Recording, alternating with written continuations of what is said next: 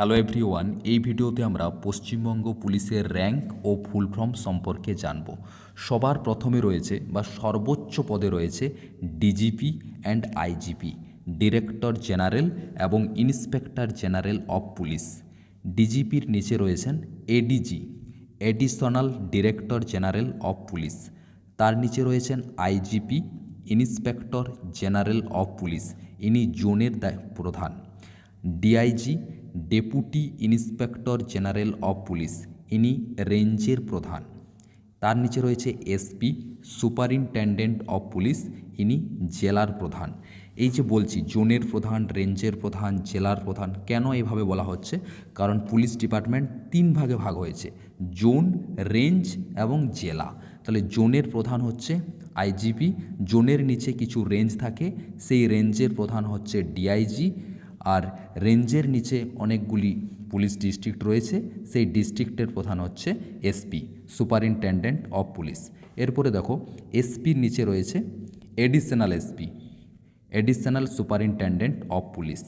তার নিচে রয়েছেন ডিএসপি বা এএসপি, ডেপুটি বা অ্যাসিস্ট্যান্ট সুপারিনটেন্ডেন্ট অফ পুলিশ। এনাদেরকে বলা হচ্ছে বা উচ্চপদস্থ অফিসার বা গ্যাজেটেড অফিসার। এনারা সবাই আইপিএস বা ডব্লিউপিএস হন।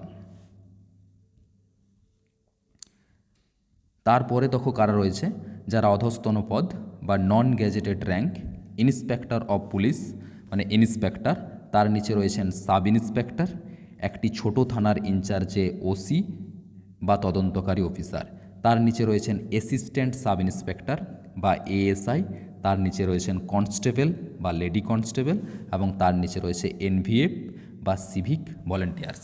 এটা বলার দরকার নেই বা বলতেও পারো, যদি তোমাদেরকে ক্রমান্বয়ে সাজিয়ে পর বলতে বলা হয় যে পুলিশ ডিপার্টমেন্টে যে র্যাঙ্ক রয়েছে তাদের প্রথম থেকে শেষ অবধি বলো, তোমরা কেমনভাবে বলবে? দেখো তোমরা বলবে ডিজিপি, এভাবে শুধু ডিজিপি না বলে আমার মনে হয় বলা হবে ভালো, বলবে এভাবে যে সবার উচ্চপদস্থ রয়েছেন যিনি, তিনি হলেন ডিরেক্টর জেনারেল অফ পুলিশ, তারপর additional director general of police, তারপর inspector general of police, deputy inspector general of police, superintendent of police, additional superintendent of police, deputy superintendent of police, inspector, sub inspector, assistant sub inspector, constable. ব্যাস এই পর্যন্তই বলো, NVF বা civic volunteers বলার কোনো দরকার নেই।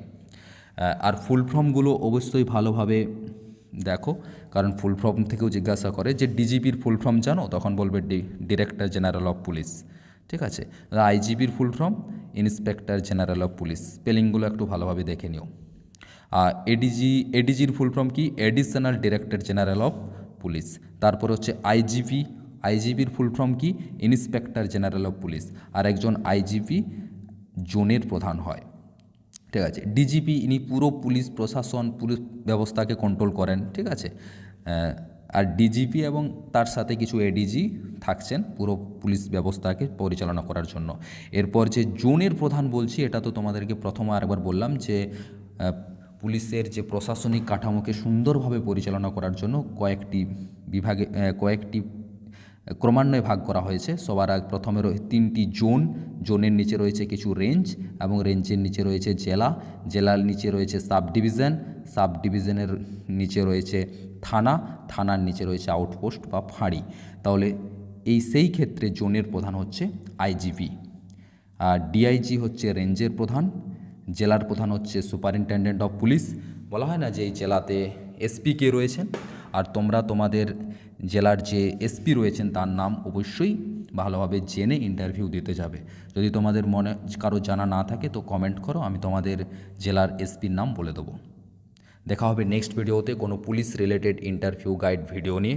যদি ভিডিওটি ভালো লেগে থাকে অবশ্যই চ্যানেলটি সাবস্ক্রাইব করো, কারণ তোমরা সাবস্ক্রাইব এবং লাইক করলে আমি মোটিভেশন পাই তোমাদের আরও ভিডিও বানানোর জন্য। দেখা হবে নেক্সট ভিডিওতে, ততক্ষণের জন্য টাটা, বাই বাই, জয় হিন্দ, জয় ভারত।